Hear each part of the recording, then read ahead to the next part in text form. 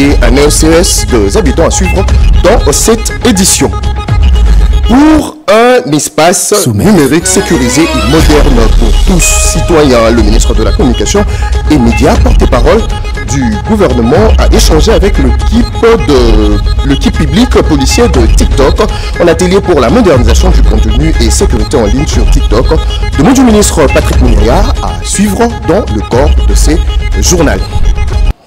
Il était parmi les grandes légendes du football congolais. Sa maîtrise du ballon rond était exceptionnelle jusqu'à susciter de talent.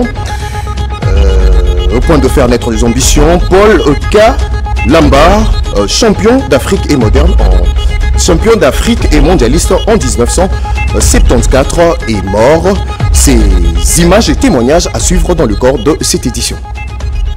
Bienvenue ici, vous nous rejoignez sur la RTNC à la une de ce soir. Ici est ouvert, c'est mercredi 13 novembre à Kinshasa par le président de la République, la 10e édition du Forum économique Makutano. Cette édition ira jusqu'au 19 novembre. Elle a pour ambition de créer un cadre de change pour les acteurs de la vie politique, économique, sociétaire du pays.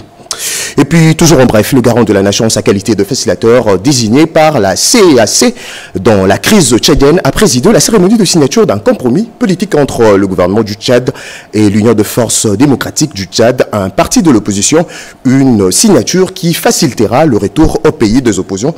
Nous y reviendrons avec force et détails dans nos prochaines éditions.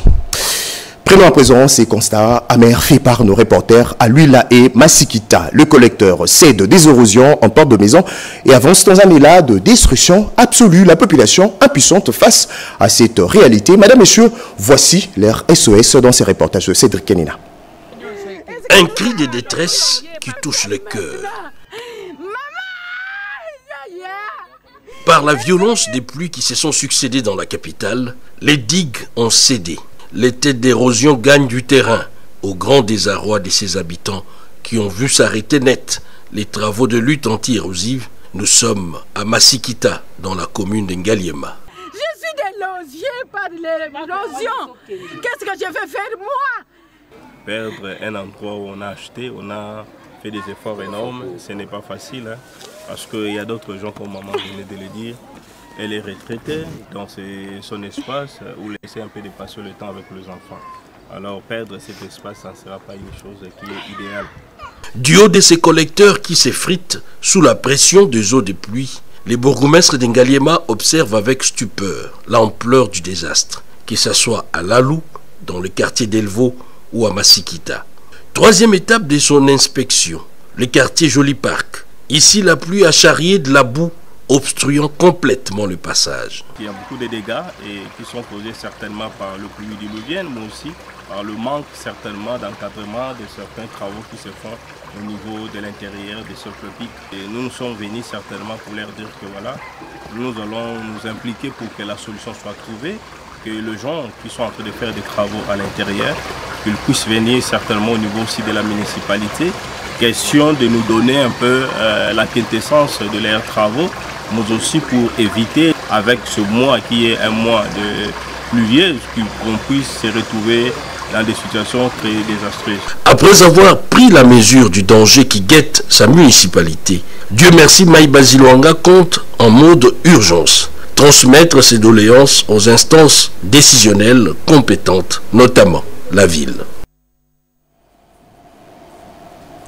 Dans l'actualité également, le propriétaire de pharmacie du Congo plaide pour la suspension de la mesure de fermeture de pharmacie non élue par de pharmaciens attitrés dans la ville, province de Kinshasa. Ils ont été au bureau du président de l'Assemblée nationale, Anim Balaka et Patrick Badibanga. La Profaco est venue solliciter auprès de l'autorité législative la révisitation de l'ordonnance loi numéro 27 du 27 mars 1952 sur l'hygiène publique, la loi numéro 91/018 du 30 mars 1997 créant l'ordre des pharmaciens en RDC, ainsi que la loi cadre qui stipule que les établissements pharmaceutiques doivent être des propriétés personnelles d'un pharmacien ou d'un groupe de pharmaciens attitrés. Nous sommes devant un problème, un dilemme pour lequel nous sommes en train d'être pourchassés par le ministre provincial qui nous exige des conditions qui ne sont pas une afin de tenir nos pharmacies. Alors nous avons trouvé qu'il fallait recourir au premier d'entre nous qui est les législateurs afin qu'on puisse revoir cette loi. Le président de l'Assemblée nationale, très préoccupé par cette situation qui risquerait de créer un chaos dans la desserte des médicaments avec une incidence néfaste sur la santé de la population, est intervenu immédiatement en appelant le gouverneur de la ville de Kinshasa à suspendre cette décision pour examiner avec tous les acteurs impliqués les possibilités d'un assainissement progressif de ce secteur. Une satisfaction pour la délégation de la Profaco qui s'est dite très satisfaite du speaker de la Chambre basse du Parlement. Notez que l'annuaire de l'ordre des pharmaciens renseigne que la République démocratique du Congo ne dispose que de 1166 pharmaciens pour une démographie d'environ 100 millions d'habitants. D'autre part, 97% des établissements pharmaceutiques sont actuellement détenus par les privés qui peinent même à soulager toute la demande en médicaments sur l'étendue du pays. Appliquer une telle décision reviendrait, selon la Profaco, à condamner la population congolaise à mort. Allez, on change carrément de chapitre. C'est mercredi à la 29e conférence de partie à la Convention cadre de Nations Unies sur le changement climatique qui s'y tient à Bakou. La première ministre de la RDC a appelé à une action collective face à l'urgence climatique. Judith Suminwa Tuluka a dénoncé l'agression rwandaise sur le sol congolais. Ces images de Pompon Umba, commentées par Chimandondo dans un film de Joe Patrick Koukou, nous amènent en Azerbaïdjan. Dans son allocution prononcée devant le chef d'État et autres dirigeants du monde réunis à Bakou pour la COP29, la première ministre Judith Suminwa Tuluka lance un appel vibrant à une action collective contre les effets dévastateurs du changement climatique. Avec ces vastes étendues de forêts qui régulent le climat mondial, sa riche biodiversité, ses réserves en eau douce, ces gigantesques zones de tourbières, ces immenses terres arables, sans oublier ces nombreux minerais critiques incontournables pour le développement des technologies de pointe à l'ère de la transition énergétique, la République démocratique du Congo est véritablement au cœur des enjeux climatiques. Cependant, elle reste extrêmement vulnérable aux effets néfastes du changement climatique. Pour ce faire, l'ensemble des pays qui luttent contre le réchauffement climatique doit s'engager à nos côtés pour atteindre cet objectif commun, préserver l'humanité car l'heure est grave. Chaque pays doit jouer sa partition. Pour la chef du gouvernement de la République démocratique du Congo, ces conséquences néfastes touchent notre pays malgré ces vastes étendues de forêts. D'où l'urgence de financer les efforts dans la lutte contre la crise mondiale. Il faut aborder en toute transparence et sans embâche la question de la finance climatique qui doit répondre aux enjeux avec plus d'ambition, plus d'engagement et surtout plus d'équité. Face à la crise climatique, notre gouvernement a élaboré un plan national d'adaptation qui doit bénéficier des financements importants afin de répondre à nos besoins. Il est urgent d'assouplir les modalités d'accès et d'accélérer l'opérationnalisation du fonds de réponse aux pertes et préjudices. La RDC a indiqué la représentante du chef de l'État à cette conférence est ouverte à l'établissement de partenariats gagnant-gagnant bénéfiques à la fois pour la communauté et pour la planète, a insisté Judith Suminwa Tuluka.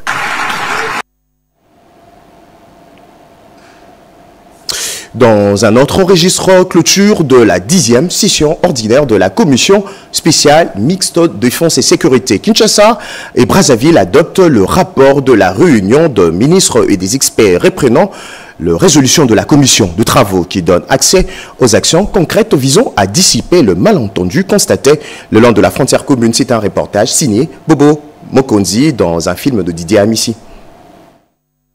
Sur la traditionnelle photo des familles marquant la clôture, il se trouve les représentants de chaque pays qui a pris part aux travaux de la 10e session ordinaire de la Commission spéciale défense et sécurité. À travers cette 10e session, les experts de la République du Congo et ceux de la République démocratique du Congo ont parlé le même langage pour la gestion commune de ces frontières. Après ces intenses travaux, les deux pays, la République démocratique du Congo, représentée par le vice-premier ministre, ministre de l'Intérieur et Sécurité, Jacques Chabani, et le Congo-Brazza par Zéphirin Boulou, ont apposé leur signature au bas des pages de la feuille de route qui a repris les résolutions issues de ces travaux visant à améliorer les conditions sociales et la sécurisation des frontières de ces deux pays. S'en est suivi l'échange des signataires qui a sanctionné la fin de ces assises d'une grande importance dans la mesure où les deux pays frères vont se servir des bases arrières pour assurer la sécurité le long des frontières entre eux. Nos deux pays que la nature a placés l'un à proximité de l'autre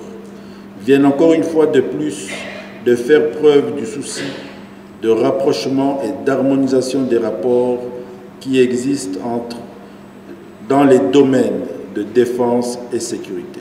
Je ne saurais clore mon adresse sans remercier le gouvernement de mon pays pour les commodités offertes en vue du bon déroulement de ces travaux. Pendant 2 jours de travail répartis en panel, ces experts ont fait les déplacements de Kinshasa pour harmoniser les vies afin de favoriser le climat de paix, d'harmonie et de cohésion sociale entre les populations de ces deux pays. La réforme de l'administration publique, c'est aussi ses infrastructures. Madame, Monsieur, l'administration publique fait peau neuve. Jean-Pierre Liaou, vice-premier ministre en charge de la fonction publique, a inauguré l'aile droite du bâtiment de la fonction publique. Ces reportages vous proposent un retour en image de cette cérémonie. Nadine Kilocho, Cédric Enena et Moké Malouma. De la peinture à la menuiserie intérieure et extérieure, aux travaux de l'électricité et climatisation, en passant par le revêtement de sol et murs, ainsi que les travaux de plomberie, ces différents ouvrages prévus dans le cahier de charges ont été réalisés pour la réhabilitation de l'aile droite du premier étage du bâtiment administratif de la fonction publique, abritant le secrétariat général des retraités et rentiers. Jadis dans un état de délabrement très avancé, l'aile droite du bâtiment administratif de la fonction publique a revêtu une nouvelle robe. Et ce mardi 12 novembre 2024, le vice-premier ministre, ministre en charge de la fonction publique, Jean-Pierre Liaou, a procédé à l'inauguration de cet édifice réhabilité intégralement en présence des bénéficiaires, les agents et cadres des différents services, tout heureux de constater la rénovation de leur cadre de travail. En marge de l'inauguration de l'aile abritant le secrétariat général de retraités et rentiers, le vice-premier ministre Jean-Pierre Liaou a lancé un message d'espérance en martelant sur la ferme volonté du gouvernement d'améliorer l'environnement de travail et l'élan amorcé dans la capitale devra se poursuivre dans toutes les provinces de la République. Les fonctionnaires vont donc travailler dans des conditions dignes et j'en suis fier. Et cette détermination qu'ils portent va nous permettre de faire pareil partout, ici comme ailleurs. Et je voudrais lancer un message d'espérance à tous les agents et fonctionnaires de l'État. Depuis son avènement à la tête de la fonction publique, Jean-Pierre Liaou se vertue à parfaire la mission lui assignée pour le redressement et la modernisation de l'administration publique. Comme je le disais au sommaire, spécialement pour vous, ce soir, je suis avec la ministre déléguée chargée de personnes vivant avec handicap. Bonsoir, bienvenue et merci d'avoir répondu à cette invitation. Merci beaucoup. Dites-nous, Madame la ministre, quel est l'objet de votre communication de ce soir sur les antennes de la RTNC? Merci beaucoup. Je suis venue aujourd'hui pour annoncer que pour la toute première fois, grâce à la vision novatrice du président de la République, Félix-Antoine Tshisekedi Tshilombo, l'administration publique de la République démocratique du Congo s'ouvre aux personnes avec handicap. Alors aujourd'hui, je viens annoncer que cette administration est effective parce que après beaucoup de discussions au niveau du gouvernement avec les autres ministères, notamment le ministère de la fonction publique, celui des budget et finances, nous avons pu obtenir que pour la toute première fois, nous puissions recruter 2000 personnes, c'est-à-dire 2000 agents et cadres pour travailler au sein de cette nouvelle administration à travers notre secrétariat général aux personnes avec handicap. Et par rapport à ça, j'ai dit merci au président de la République parce que s'il n'avait été sa vision novatrice, aujourd'hui la question du handicap serait toujours à la queue comme elle l'a toujours été depuis que la République démocratique du Congo existe comme État. Madame la ministre, en parlant de recrutement, le type même de recrutement poserait certaines questions à l'opinion. Les gens aimeraient savoir pourquoi, qui signifierait par concours et par titre et pourquoi pas 4100 personnes. Vous savez que la fonction publique, c'est un secteur vraiment qui est noble parce que c'est l'élite de notre population qui doit se retrouver. Et par rapport à ça, il y a des procédures, il y a des normes pour recruter au sein de la fonction publique. Et moi, je trouvais qu'il y a le concours par concours qui s'est fait à travers l'École nationale de l'administration et nous sommes passés par là. Il ne faut pas que le secrétariat général des personnes avec handicap soit un secrétariat au rabais. Il fallait que nous puissions démontrer que nous avons besoin des compétences des personnes qui peuvent travailler et produire les résultats qu'il faut. Et ça s'est passé sur l'ensemble du territoire national. Vu le besoin sur terrain, nous ne sommes pas les seuls. Il n'y a pas que l'administration des personnes avec handicap qui a besoin d'engager les agents. Vu le nombre, vu la disponibilité, nous nous sommes dit nous allons aller dans le cadre de la progressivité. Madame la ministre, nous allons terminer. Quel est votre message à l'endroit de personnes vivant avec handicap? Oui, le message c'est de dire que toutes les personnes avec handicap, je vous disais que nous devons croire et que nous avons à la tête de la République démocratique du Congo un leadership politique national qui est vraiment attentif à la question de l'inclusion sociale des personnes avec handicap. Je parle du président de la République, Félix Antoine Tshisekedi Tshilombo. Et je voudrais en même temps aussi dire merci à notre première ministre, Maman Judith, pour son accompagnement. Et j'ai dit aux personnes avec handicap, dites merci au président de la République et soyez toujours des bons citoyens parce que maintenant le travail commence. Avec cette nouvelle administration, nous devons démontrer que le président avait raison de créer notre ministère et que notre administration ne sera pas une administration au rabais. Madame la ministre Irène Isambo, merci d'avoir répondu à nos questions. Je rappelle que vous êtes ministre déléguée chargée de personnes vivant avec handicap. Merci. Merci beaucoup.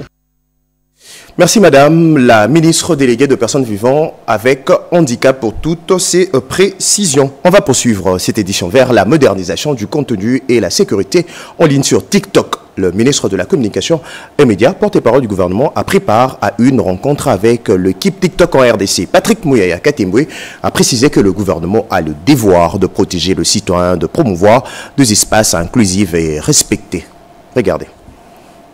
C'est un atelier qui réunit deux cadres essentiels dans le domaine de la sécurité et de la modernisation de contenu en ligne. Défis nouveaux en matière de sécurité en ligne, protection de données et lutte contre le contenu inapproprié. Le ministre de la Communication et Médias, Patrick Mouyaya, l'a mentionné dans son discours devant l'assistance. Le pays fait face à des menaces, notamment sécuritaires dans l'Est, des menaces de tout type. Il faut qu'on s'assure que les réseaux sociaux contribuent aussi dans leur usage à renforcer ces sentiments d'appartenance à un pays et nous aider, pourquoi pas, à relever les défis qui nous concernent tous en termes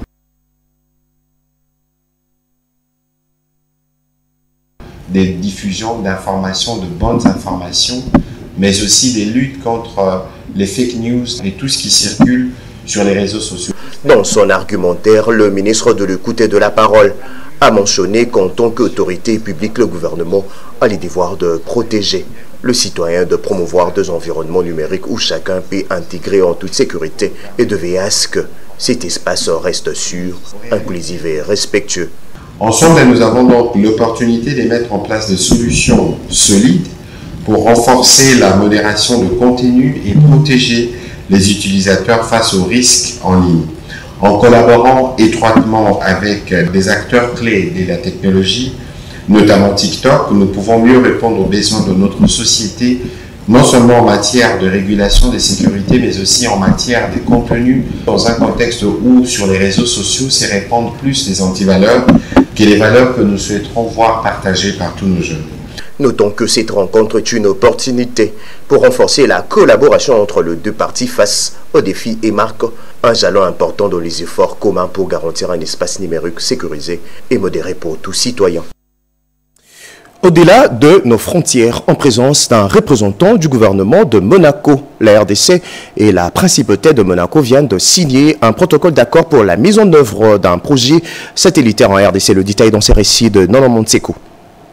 Ces partenariats stratégiques scellés entre la République démocratique du Congo via les ministères des Postes, Télécommunications et du Numérique, dirigés par les ministres Augustin Kibasa Maliba et l'entreprise Monaco Sat, mardi 12 novembre 2024, sur la mise en œuvre d'un projet satellitaire en RDC, marque la volonté du déploiement par la RDC d'un réseau de télécommunications par satellite par l'acquisition de la capacité satellitaire auprès des Monaco Sat.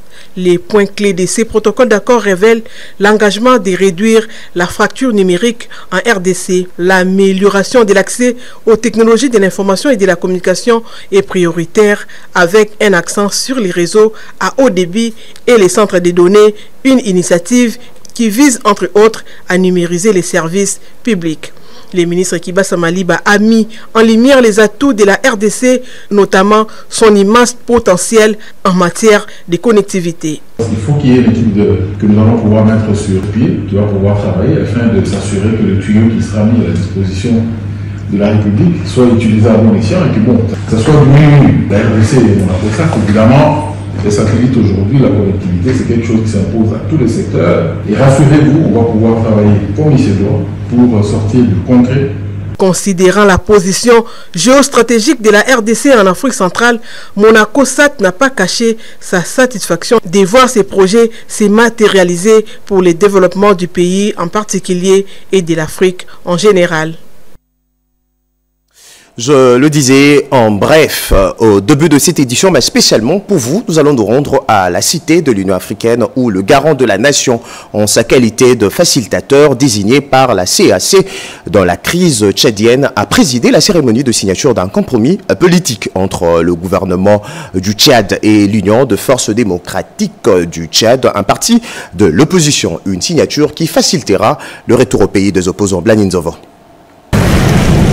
Au Tchad, la transition entre dans la dernière ligne droite du processus de paix. Après les élections du 6 mai dernier, à l'issue desquelles Mahamat Idriss Déby a été déclaré vainqueur, le pays amorce peu à peu la fin de la transition menée à bon port grâce à la facilitation confiée au président Félix-Antoine Tshisekedi Tshilombo par ses pairs de la CEAC. La signature de l'accord de compromis va consacrer la fin de l'exil pour tous les opposants politiques tchadiens et leur retour paisible au pays. Pari gagné pour le président Félix-Antoine Tshisekedi Tshilombo, dont les efforts sont appréciés par la partie gouvernementale tchadienne. 3 ans après le début de la transition, nous sommes en phase de finalisation de cette transition, grâce au leadership, il faut le reconnaître, du président Félix-Antoine Tshisekedi Tshilombo, facilitateur dans cette transition. Le Tchad est en passe de réussir la fin de sa transition, ce qui est un exploit puisque la plupart des pays qui sont en transition sont encore loin d'arriver à cela. Donc c'est un exemple, c'est un modèle. Et nous sommes venus, à travers ce compromis politique, consolider encore la paix et la cohésion des Tchadiens. Et nous félicitons de ce compromis politique qui permet aujourd'hui à un mouvement, le MDJT, de rentrer en paix et en sécurité au Tchad. Pour la partie opposition, conduite par le docteur Hassan Barkaï, président du parti UFDT, Union des forces démocratiques du Tchad, le compromis signé en présence du facilitateur leur donne l'occasion de mettre fin à plusieurs années d'exil. Ce qui sous-entend que le Tchad est beaucoup plus stable aujourd'hui qu'avant les élections. On avait convenu, dans le cadre de la facilitation, de mettre fin à notre exil, à notre opposition, de faire la paix avec le gouvernement tchadien afin de contribuer à la stabilité du pays, de la sous-région et apporter notre modeste contribution à la résolution des problèmes du quotidien des Tchadiens. La situation au Tchad, elle est beaucoup plus stable qu'il y a quelques temps, après les élections présidentielles qui ont permis le retour à l'ordre constitutionnel avec l'élection dès le premier tour du président Mahamat Idriss Déby Itouno. Le Tchad aujourd'hui va vers des élections législatives et locales, donc pour finaliser la transition, mettre en place les institutions. Le pays est stable.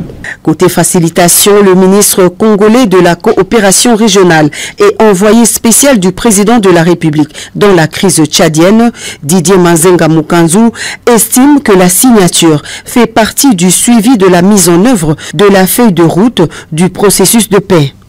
Le Tchad a été très bien accompagné et le président de la République a fait que presque tous les acteurs politiques puissent se joindre au niveau du processus de transition et avec les élections crédibles organisées au mois de mai qui a programmé comme élu le président Mahamat Idriss Déby Itno comme président de la République, chef de l'État.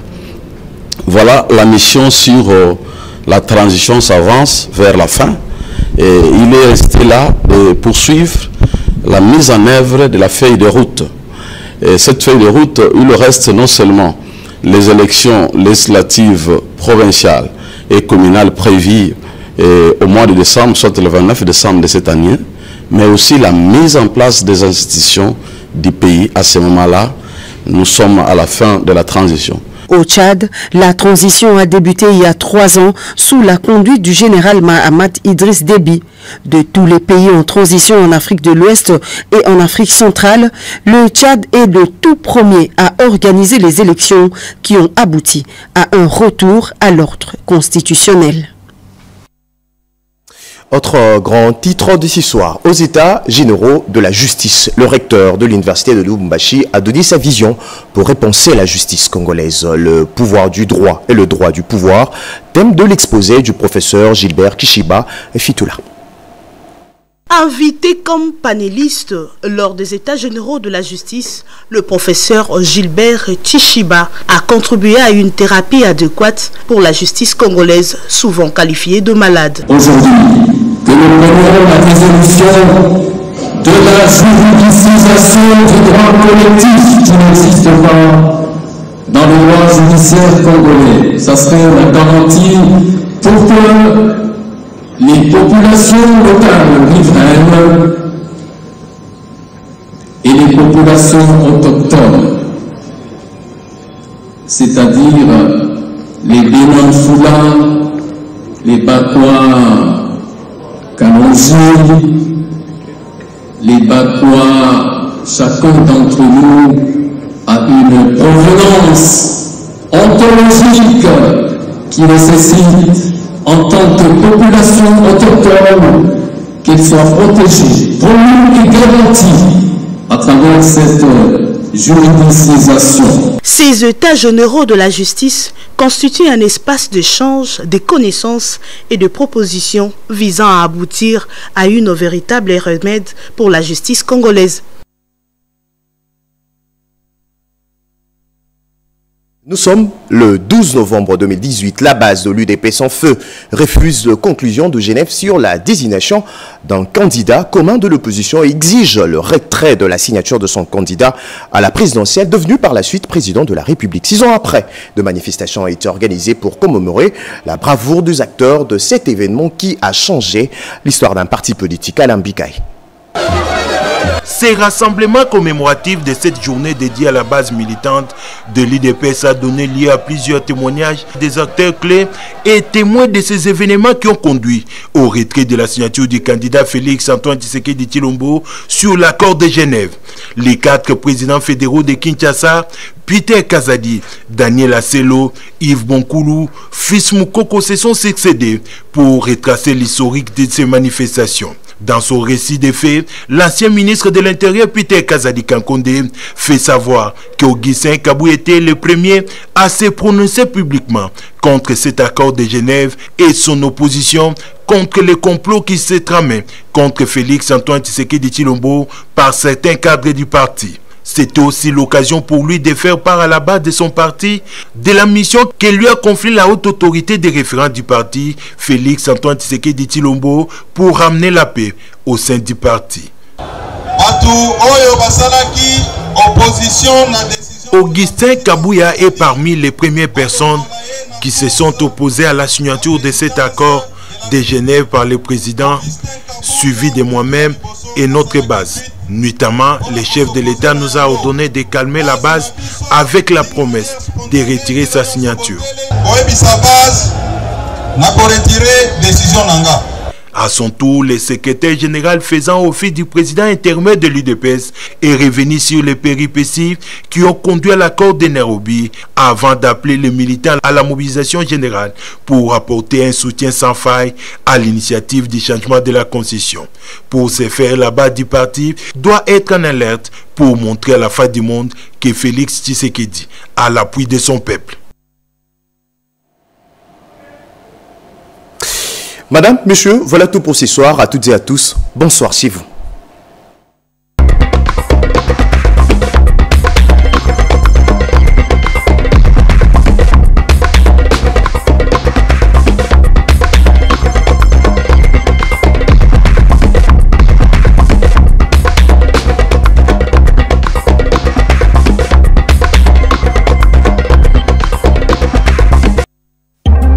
À l'ère du numérique, la communication demeure encore au centre de la vie. La radio-télévision nationale congolaise reste le vecteur de l'unité nationale.